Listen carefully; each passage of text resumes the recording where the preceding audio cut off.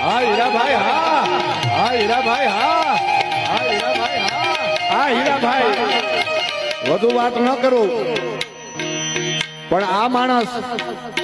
મરદની ઓળખાણ ન આપવાની હોય જ્યાં થતા હોય ત્યાં થાય એનો બાપ મરદ હતો એના સંતાનો મરદ છે અને એના પણ સંતાનો મરદ છે સાહેબ હા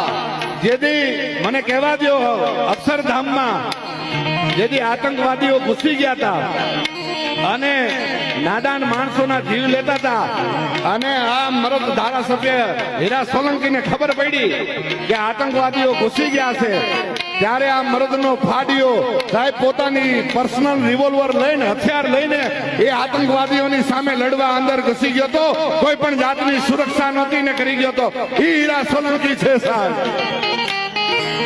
અને રામ લક્ષ્મણની જોડી છે બે ભાઈઓની